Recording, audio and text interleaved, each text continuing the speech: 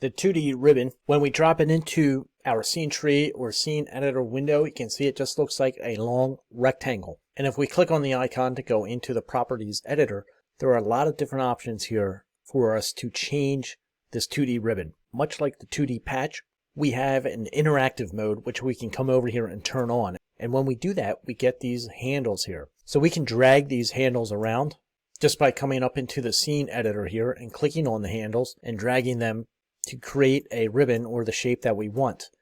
Now again, your script option has to be enabled here in the scene editor for the interactive mode to work.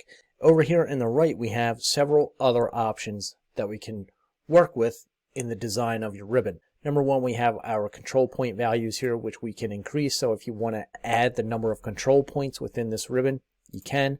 There's also a resolution, so we can clean up the curves on this, make it smoother as we increase this resolution. There's a closed curve, which when we turn on, it now closes this ribbon.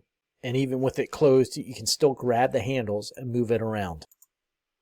Now there's a constant width, which is on by default. We can turn that either off or on. With it off, it will allow us to change the width of the ribbon at each control point. So with it off, it opens up a value down here, and if we come down to the bottom and say show control point values, it opens up another window of numerical values, and here it has the X, the Y, and the W.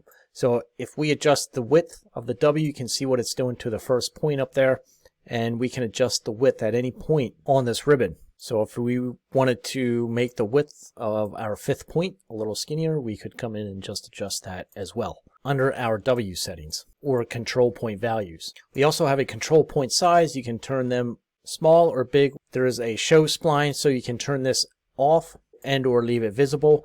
There's a use progressive visualization. So once you turn this on, you have an option then by length, and if you adjust the number underneath of it, you can animate this ribbon on using this path position. There's also an option to render bumps. When you turn that on, you get additional options here, and the options cover bump head, bump spread, bump width, and bump height. So you can come in and play with these settings if need be.